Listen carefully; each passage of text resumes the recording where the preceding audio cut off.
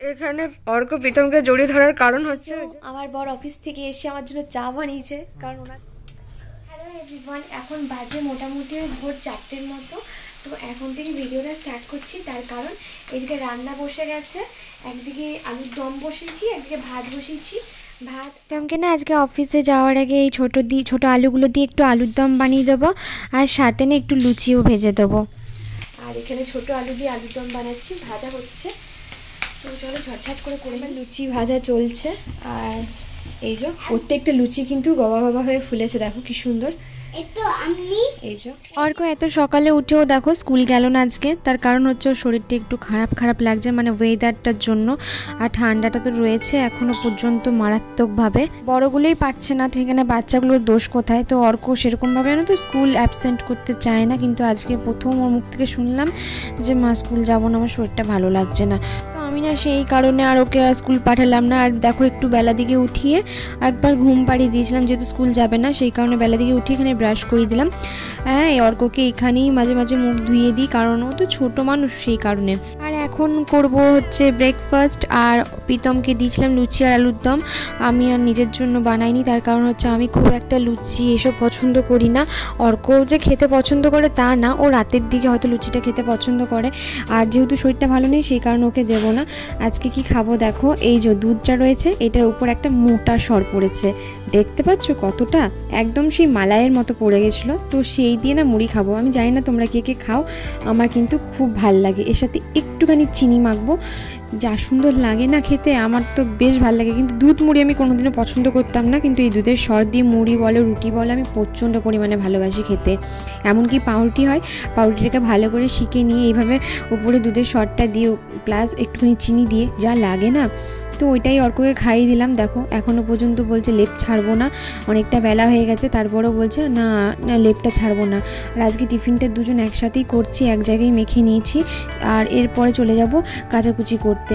সকাল থেকে এক রাউন্ড হয়ে গেছে কাচাকুচি করা, তারপরেও আবার এক রাউন্ড করছি। প্রীতম কিছুটা কেচে দিয়ে গেছে, প্লাস আমি কিছুটা কেচেছি, আবার কিছুটা কাচ্ছি, কারণ আমাদের জামা কাপড় কম আছে। এত জামা কাপড় থাকতেও কটা জামা কাপড় দিয়ে চালাতে হচ্ছে, কপাল, সবই কপাল। কথাই আছে না, কেউ আসে করতে আর কেউ আসে ভোগ করতে, করে একজন আর ভোগ করা অন্য কেউ, সেই হয়েছে কপাল। তো যাই হোক, কপালের নামই গোপাল, কপালের নামই মহাশয়, যা সহাবে তাই সয়, সেই হয়েছে। আমি নিজেকে যেইভাবে সহাবো সেইভাবেই সইয়ে নিতে পারবো আর কি। এখানে সব কাচাকুচিগুলো করে নিচ্ছি। আর এই হচ্ছে দিদির ছেলে, ও কিন্তু ফার্স্ট হয়েছে ব্যায়ামে, মানে যোগা প্রতিযোগিতাতে ফার্স্ট হয়েছে। সেদিনকে ওর জন্যে যোগা ম্যাটটা আনতে গেছিলাম।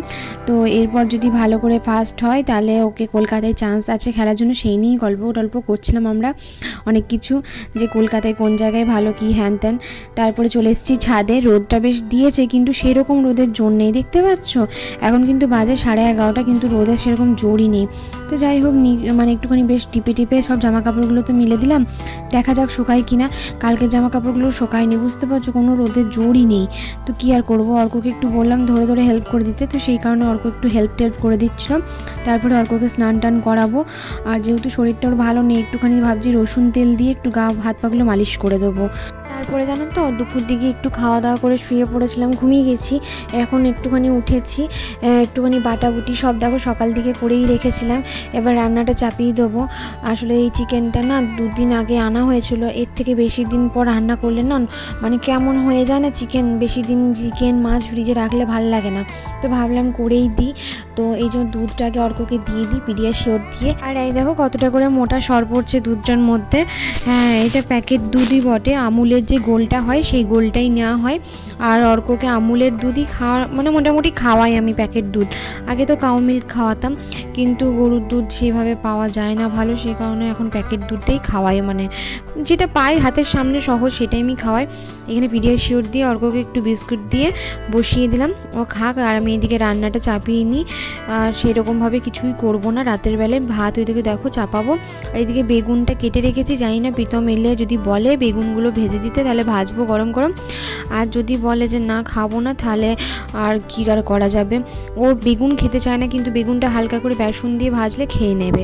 দেখুক ও আসুক, এসে যেটা বলবে সেটাই করব। আর এখন চালটা ভালো করে ধুয়ে নিচ্ছি, রাতে না ভাতই করব। আর এই চিকেনটা একটুখানি ঝোল পাড়াই করব।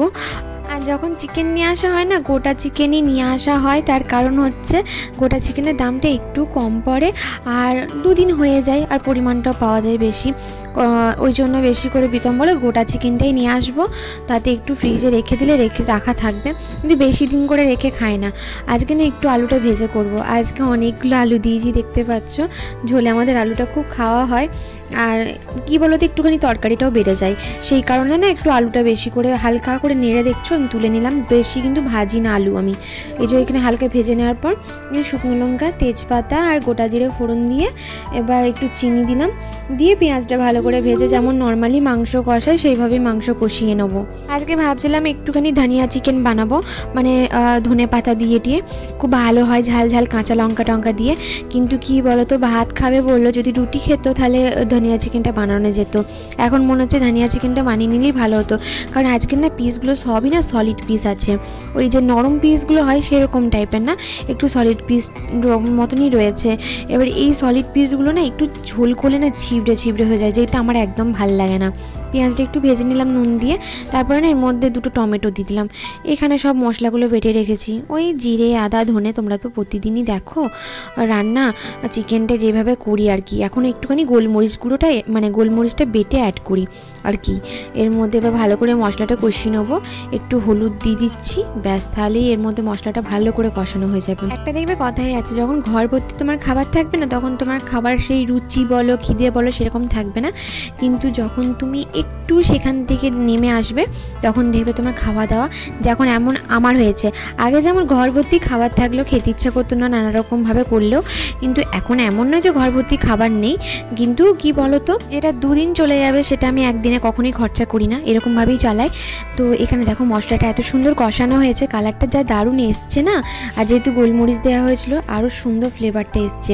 তো এখানে না মাংসটা দিয়ে দিয়েছি, দেখো একটুখানি বরফ ছিল, দেখো আমি তাড়াহুড়ো করেই দিয়েছি, কারণ ওই দিক থেকে না এরা রাখছিল, কারণ ওদের কি একটা দরকার পড়েছিল এই কাজের জন্য। তো তারপরে এসে না আমি চিকেনটা একটুখানি ভেঙে ভেঙে এইভাবে মিক্স করে নিলাম, কারণ আমি দেখিনি, লক্ষ্যই করিনি যে বরফটা মানে গলেনি, জল দিয়ে ভিজিয়ে রেখেছিলাম। তো এরকম করে ঢাকা চাপা দিয়ে দিয়ে আমি কষাচ্ছিলাম, আর আজকে একটু কষতে টাইম লেগেছে। ওই যে বরফ ছিল একটুখানি, বললাম না 1-2 পিস না বরফটা এখনও গলেনি, তো ওই বরফটা গলতে গলতেই অনেকটা টাইম লেগে গেছিলো। ব্যাস এইভাবে কষিয়ে নেবো আমি, ঢাকা চাপা দিয়ে চিকেনটা অনেকক্ষণ ধরে কষাই, যাতে কালারটাও সুন্দর আসে আর খেতেও ভালো লাগে। এরপর আলুটাকে অ্যাড করে দিলাম, দেখো চিকেনের থেকে বেশি আলু হয়ে গেছে তাই না, কিন্তু কিছু করার নেই, আলুটা খেতে খুব ভালো লাগে। আর আমার এই রকম চিকেন কষা না তুলে তুলে খেতে কী যে ভালো লাগে কি বলবো, কিন্তু আজকে কেন জানি না ভালো লাগছে না। আর এরকম জানো তো মাংসের মধ্যে একটু হালকা কাঁচা পেঁপে দিয়েও রান্না করলে ভালো লাগে, কিন্তু পেঁপে দিলে ঝোলটা না একটু ঘন হয়ে যায়, অনেকে না মাংসের ঝোলের মধ্যে পেঁপেটা পছন্দ করে না, কিন্তু আমার খুব ভালো লাগে। প্রীতমও খেতে ভালোবাসে, কিন্তু এই কদিন না কাঁচা পেঁপে বাজার থেকে আনা হচ্ছে না, নাহলে পেঁপের ডালটাও বেশ খাওয়া ভালো, বাচ্চাদের জন্য ভালো, বড়দের জন্য ভালো। একটু জল দিয়ে আমি কষিয়ে নিচ্ছি পুরো মাংসটা, তারপরে একটু বেশি পরিমাণ জল দিয়ে আমি এটাকে ঝোল হতে দেবো ঢাকা চাপা দিয়ে, ব্যাস তাহলেই হয়ে যাবে। তো এইখানে দেখো এই যে কটা বাসন ছিল, মানে বাসন তো সেরকম থাকে না, রান্না করতে করতে সব রকম বাসন টাসন আমি ধুয়ে ফেলি। অনেকে আমাকে আবার জিজ্ঞেস করছো এত বড় ঘরে থেকে এই ছোটো ঘরে থাকতে অসুবিধা হচ্ছে না? না গো, একটু অসুবিধা হচ্ছে না, বিশেষ করে একটু মিথ্যা কথা বলছি না, আমার কোনো অসুবিধা হচ্ছে না। তো এখানে ঝোলটা রেডি হয়ে গেছে দেখতে পাচ্ছ, আর এদিকে আমি অর্কর কালকে স্কুলের বইগুলো গুছিয়ে রাখছি, আজকে তো স্কুল গেল না, তো সেই কারণে আজকে একটুখানি বইগুলো গুছিয়ে রাখছি, কালকে স্কুল পাঠাবো, যাতে যতই বায়না করুক আর যাই করুক। আর রাতের বেলায় গুছিয়ে রাখার একটাই কারণ সকালবেলায় প্রীতমকে টিফিন করে দিতে হয়, অর্করও টিফিন থাকে, প্লাস খাওয়ানো সব কিছু মিলেমিশে জানো তো ঘেটে যায়। আর প্রীতম আমাকে অনেকটা হেল্প করে দেয় সকালবেলা থেকে উঠে থেকে, কিন্তু তবুও রাতের বেলাতে যতটা আমি নিজে একা কাজ এগিয়ে রাখতে পারবো ততটাই ভালো, কারণ প্রীতমও তাহলে একটু রাত মানে সকাল অবধি ঘুমাতে পারবে। অর্ক প্রীতমকে জড়িয়ে ধরার কারণ হচ্ছে ওই যে লেস আর বিস্কুটটা নিয়েছে, ওই জন্য এত আদর করছে। কিছুক্ষণ আগে এখানে বসে বসে কাঁদছিল, যেই বলে দিস আনে নাই, মানে কিরকম ডুপ্লিকেট ছেলে, কিভাবে উল্টাতে পারে একে। সকালে উঠে গেট খুলে দিয়েছে, না ও পুরো উল্টে দেয়। তারপর এখন আবার এমন হামু দিচ্ছে, হামু ছাড়ার নাই।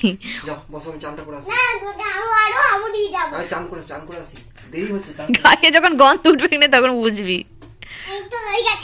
না বাবা রে, কালকে স্কুল আছে, বেশি ঝাপাও না বাবা। ব্যায়াম করে এলো আবার। কোথায়? ওই তো ইয়ের কাছে, বাবুর কাছে ব্যায়াম করলে। কটা ব্যায়াম শিখলি রে? কাল স্কুলে গিয়ে ডান্স ক্লাস আছে মনে হয়, কাল ডান্স ক্লাসে বেশি এবার ঝাপাঝাপি করিস না তুই এবার। কালকে ডান্স ক্লাস না, কালকে ডান্স ক্লাস নেই।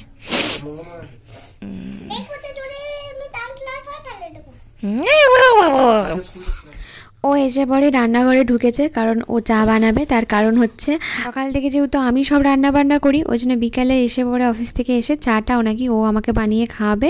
এটা নাকি ওর আমার প্রতি ওর কর্তব্য নাকি। তারপরেও দেখো এখানে একটুখানি ফিশ কাটলেট, না সরি চিকেন কাটলেট নিয়ে এসেছিলো, তো সেই চিকেন কাটলেটটাই নিচ্ছিল।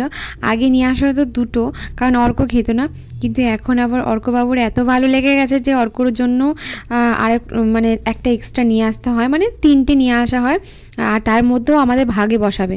যেটা তো খাবে খাবে, একটুও শেয়ার করবে না আমাদের সাথে, প্লাস আমারটার থেকেও নেবে, আবার প্রীতমেরটার থেকেও নেবে। প্রীতম তো কিছু বলতে পারে না, কিন্তু আমি না খুব একটা দিই না, জানো তো। আমার বর অফিস থেকে এসে আমার জন্য চা বানিয়েছে, কারণ ওনার চা ভালো লাগে না। এটা আমাকে খাচ্ছ? Thank you.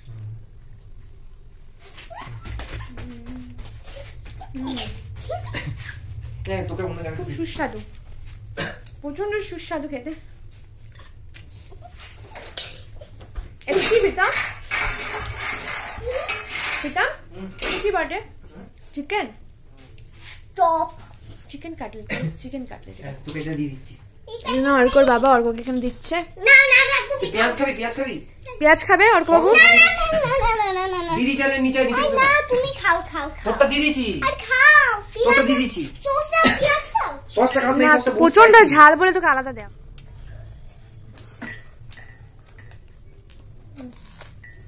তুমি সবসময় আমাকে খাই দাও, আমি একটু খাই দিই তোমাকে। আমি খাবার